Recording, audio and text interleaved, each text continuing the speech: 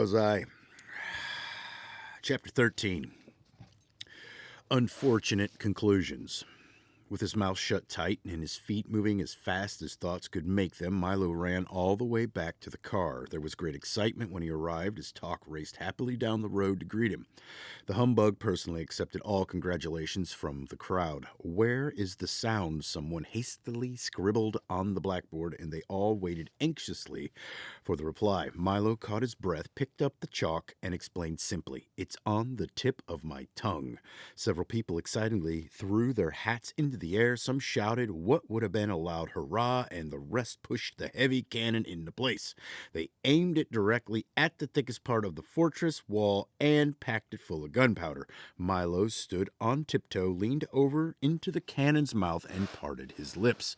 The small sound dropped silently to the bottom, and everything was ready. In another moment, the fuse was lit and sputtering. "I hope no one gets hurt," thought Milo, and before he had time to think again, an immense cloud of gray and white smoke leaped from the gun, and along with it, so softly that it was hardly heard, came the sound of butt.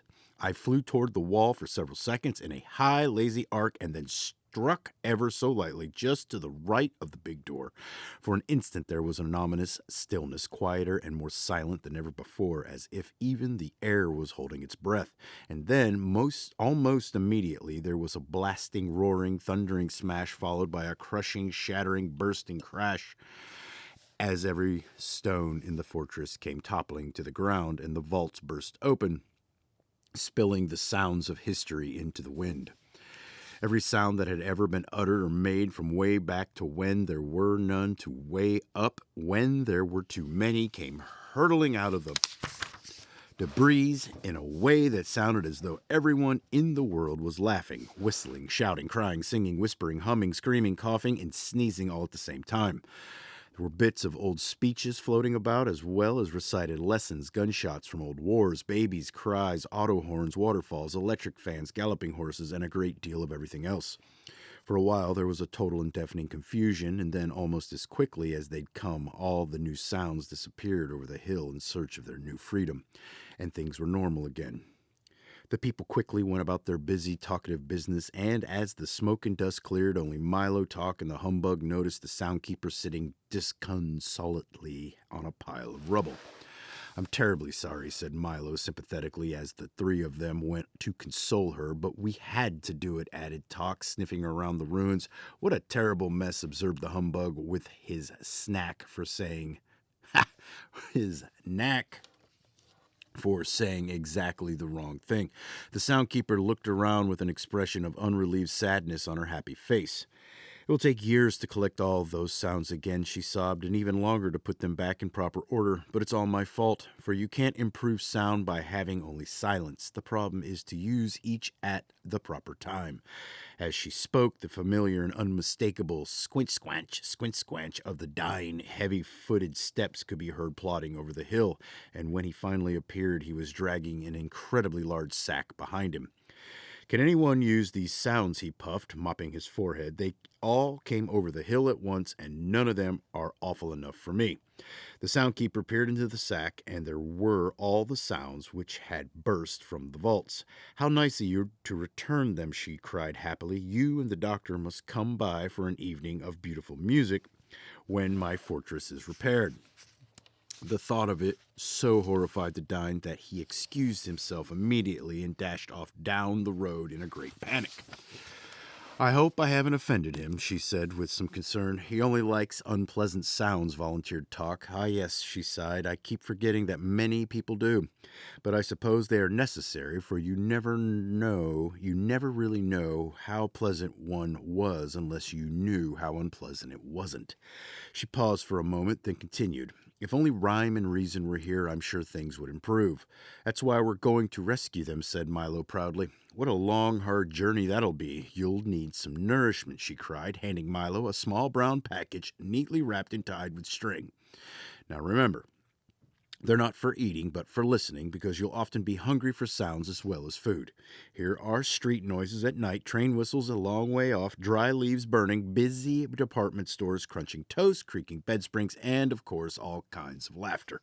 There are a little of each, and in far off lonely places, I think you'll be glad to have them. I'm sure we will, replied Milo gratefully. Just take this road to the sea and turn left, she told them. You'll soon be in Digitopolis. And almost before she had finished, they had said goodbye and left the valley behind them. The shore line was peaceful and flat, and the calm sea bumped it playfully along the sandy beach. In the distance, a beautiful island covered with palm trees and flowers beckoned invitingly from the sparkling water.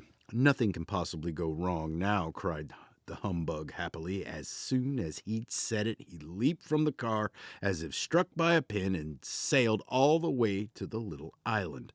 And we'll have plenty of time, answered Talk, who hadn't noticed that the bug was missing, and he, too, suddenly leaped into the air and disappeared. It certainly couldn't be a nicer day, agreed Milo, who was too busy looking at the road to see that the others had gone. And in a split second, he was gone also. He landed next to Talk and the terrified humbug on the tiny island, which now looked completely different. Instead of palms and flowers, there were only rocks and the twisted stumps of long-dead trees. It certainly didn't seem like the same place that they had seen from the road. Pardon me, said Milo to the first man who happened by. Can you tell me where I am? Pardon me, replied the man. Can you tell me who I am? The man, who was dressed in a shaggy tweed jacket and knickers with long woodland stockings and a cap that had peak both front and back, and he seemed as confused as he could be. You must know who you are, said Milo impatiently. You must know where you are, he replied with equal annoyance. Oh dear, this is going to be difficult, Milo whispered to Talk. I wonder if we can help him. They conferred for a few minutes, and finally the bug looked up and said, Can you describe yourself? Yes, indeed, the man replied happily. I'm as tall as can be, and he grew straight up until all that could be seen of him were his shoes and stockings. And I'm as short as can be, and he shrank down to the size of a pebble. I'm as generous as can be, he said, handing each of them a large red apple, and I'm as selfish as can be, he snarled, grabbing them back again. I'm as strong as can be, he roared, lifting an enormous boulder over his head, and I'm as weak as can be, he grasped, staggering under the weight of his hat. I'm as smart as can be, he remarked in 12 different languages, and I'm as stupid as can be, he admitted, putting both feet in one shoe. I'm as grateful as can be, he hummed, balancing on one toe, and I'm as clumsy as can be, he cried, sticking his thumb in his eye. I'm as fast as can be, he announced, running around the island twice in no time at all, and I'm as slow as can be, he complained, waving goodbye to a snail. Is that any help to you? Once again, they conferred in busy whispers until all three agreed. It's really very simple, said the humbug, twirling his cane. If everything you say is true, added Talk, then, without a doubt, Milo concluded brightly, you must be Canby. Of course, yes, of course, the man shouted. Why didn't I think of that? I'm as happy as can be. Then he quickly sat down, put his head in his hands and sighed, but I'm also as sad as can be. Now, will you tell me where we are? Asked Talk as he looked around the desolate island. To be sure, said Canby, you're on the island of conclusions. Make yourself at home. You're apt to be here for some time, but how did we get here? Asked Milo, who was still a bit puzzled by being there at all. You jumped, of course, explained Canby. That's the way most everyone gets here. It's really quite simple. Every time you decide something without having a good reason, you jump to conclusions whether you like it or not.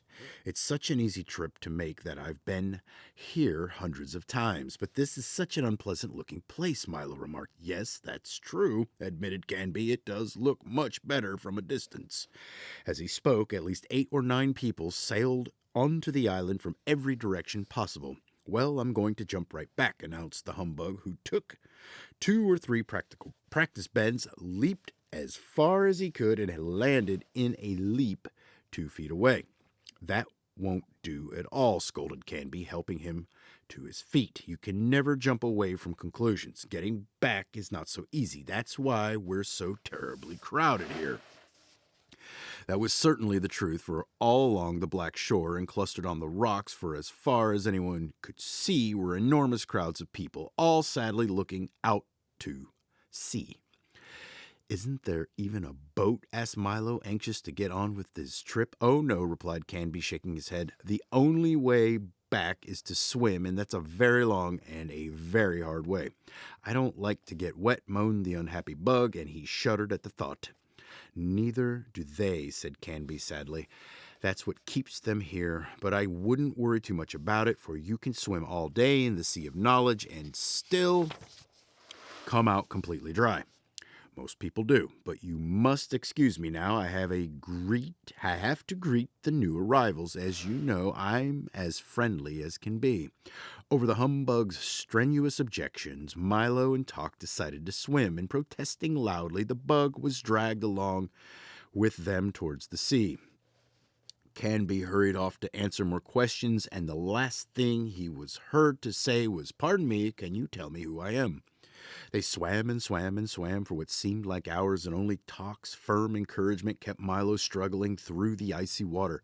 At last they reached the shore, thoroughly exhausted, except for the bug, completely soaked. "That wasn't bad at all," the humbug said, straightening his tie and brushing himself off. "I must visit there again." "I'm sure you will," gasped Milo, "but from now on I'm going to have a very good reason before I make up my mind about anything. You can lose too much time jumping to conclusions." The car was just where they left it, and in a moment they were on their way again as the road turned away from the sea and began its long climb into the mountains. The warm sun and billowy breezes dried them as they went. I hope we reach Digitopolis soon," said Milo, thinking of the breakfast they hadn't eaten. "I wonder how far it is." 14. The dodecahedron leads the way. Up ahead, the road divided into three, and as if in reply to Milo's question, an enormous road sign pointing in all three directions stated clearly, "Digitopolis, 5 miles, 1,600 rods, 8,800 yards, 26,400 feet, 316,800 inches, 633,600 half inches, and then some. Let's travel by miles," advised the humbug. "It's shorter." "Let's travel by half inches," suggested Milo. "It's quicker." "But which road should we take?" asked Talk. "It must make a difference." As they argued, a most peculiar little figure stepped nimbly from behind the sign and approached them, talking all the while. "Yes, indeed it does, certainly. Yes, it does make a difference, undoubtedly."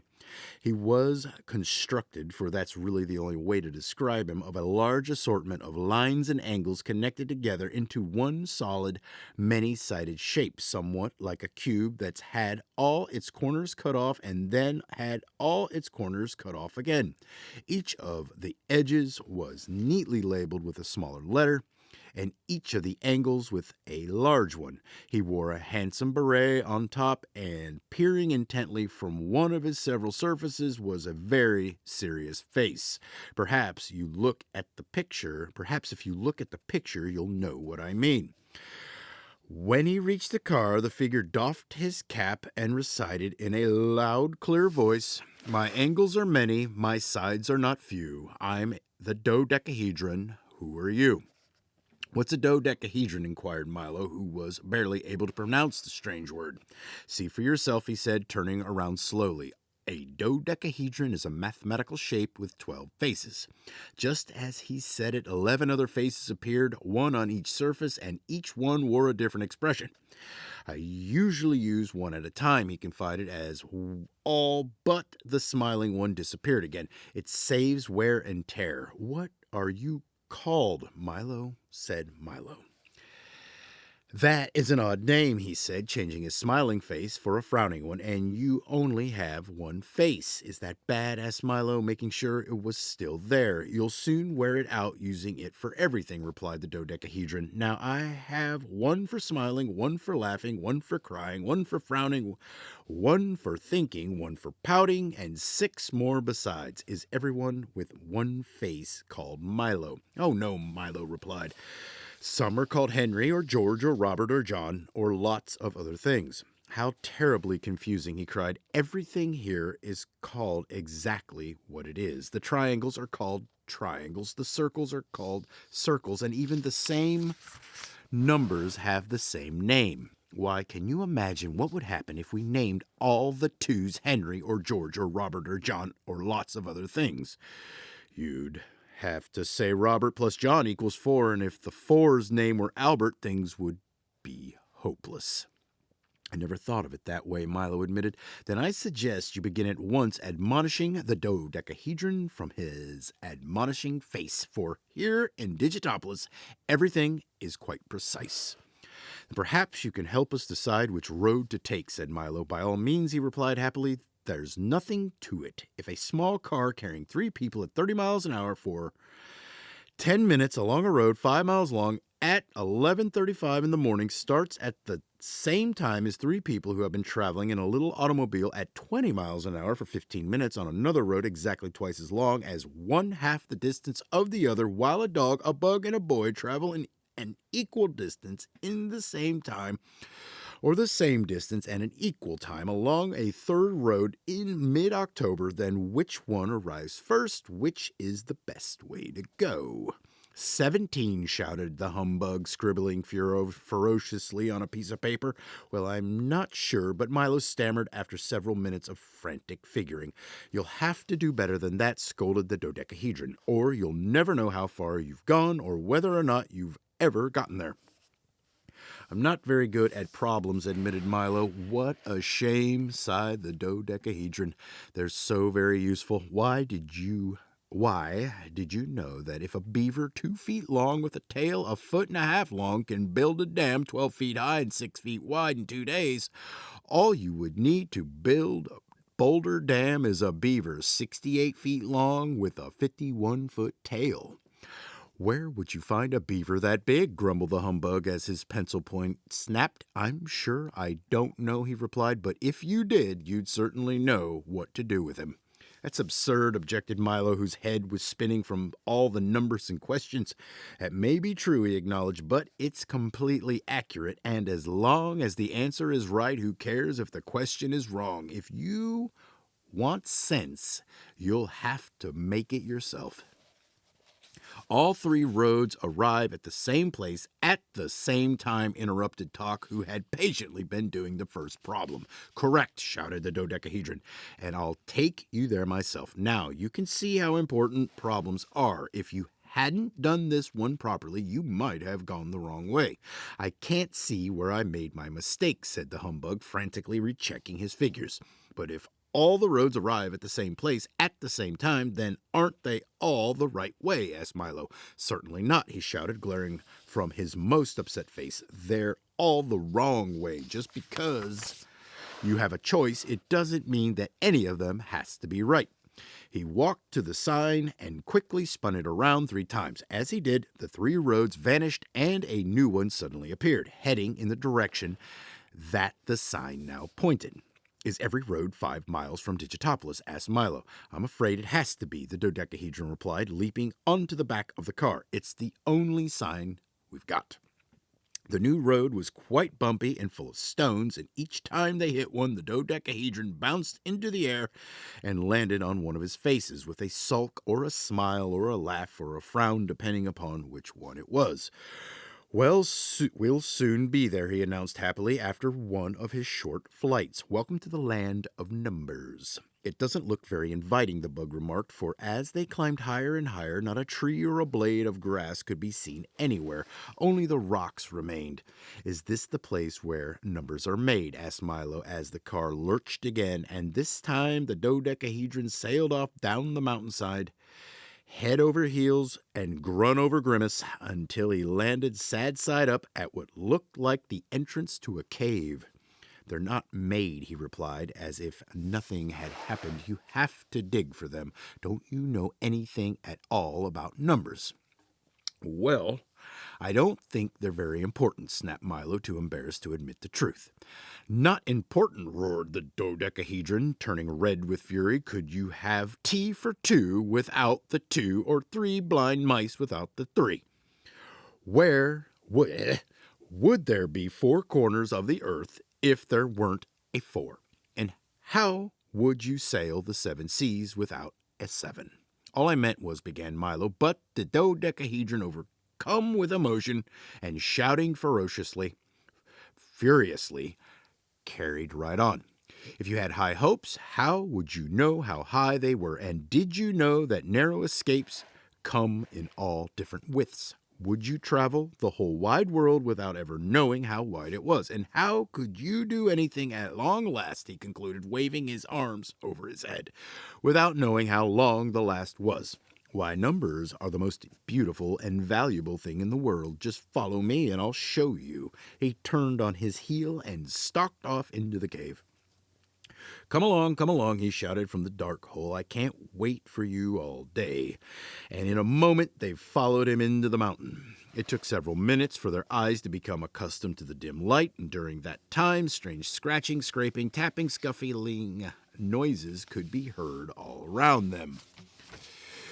"Put these on," instructed the dodecahedron, handing each of them a helmet with a flashlight attached to the top. "Where are we going?" whispered Milo, for it seemed like the kind of place in which you whispered. "We're here," he replied with a sweeping gesture. This is the numbers mine." Milo squinted into the darkness and saw for the first time that they had entered a vast cavern lit only by a soft, eerie glow from the great stalactites which hung ominously from the ceiling. Passages and corridors honeycombed the walls and wound their way from floor to ceiling, up and down the sides of the caves, and everywhere he looked, Milo saw little men no bigger than himself, busy digging and chopping, shoveling and scraping, pulling and tugging carts full of stone from one place to another. "Right this way," instructed the dodecahedron, "and watch where you step." As he spoke, his voice echoed and re-echoed again, mixing its sound with the buzz of activity all around them. Talk trotted along next to Milo, and the humbug, stepping daintily, followed behind. "Whose mine is it?" asked Milo, stepping around two of the loaded wagons. "By the 4,827,659 hairs on my head, it's mine, of course," bellowed the voice from across the cavern, and striding towards them came a figure who could only have been the Mathemagician. He was dressed in a long flowing robe covered entirely with complex mathematical equations and a tall pointed cap that made him look very wise. In his left hand he carried a long staff with a pencil point at one end and a large rubber eraser at the other. "It's a lovely mine," apologized the humbug, who was always intimidated by loud noises. "The biggest number mine in the kingdom," said the Mathemagician proudly. "Are there any precious stones in it?" asked Milo excitedly. "Precious stones?" he roared, even louder than before. And then he leaned over towards Milo and whispered softly, "By the 8,247,312 threads in my robe, I'll say there are. Look here." He reached into one of the carts and pulled out a small object, which he polished vigorously on his robe. When he held it up to the light, it sparkled brightly. "But that's a 5, objected Milo, for that was certainly what it was. "Exactly," agreed the Mathemagician. "As valuable as a jewel as you'll find anywhere. Look at some of the others." He scooped up a great handful of stones and poured them into Milo's arms. They included all the numbers from 1 to 9 and even an assortment of zeros. "We dig them and polish them right here," volunteered the dodecahedron, pointing to a group of workers busily employed at the buffing wheels, "and then we send them all over the world. Marvelous, aren't they?" "They are exceptional," said Talk, who had a special fondness for numbers. "So that's where they come from," said Milo, looking in awe at the glittering collection of numbers, he returned them to the dodecahedron as carefully as possible, but as he did, one dropped to the floor with a smash and broke in two. The humbug winced, and Milo looked terribly concerned. "Oh, don't worry about that," said the mathematician as he scooped up the pieces. "We used the broken ones for fractions. Haven't you any diamonds or emeralds or rubies?" asked the bug irritably, for he was quite disappointed in what he'd seen so far. "Yes, indeed," the mathematician replied, leading them to the rear of the cave. "Right this way." There, piled into enormous mounds that reached almost to the ceiling, were not only diamonds and emeralds and rubies, but also sapphires, amethysts, topazes, moonstones, and garnets. It was the most amazing mass of wealth that any of them had ever seen. "They're such a terrible nuisance," sighed the mathematician, "and no one can think of what to do with them, so we just keep digging them up and throwing them out. Now," he said, taking a silver whistle from his pocket and blowing it loudly, "let's have some lunch." And for the first time in his life, the astonished bug couldn't think of a thing to say.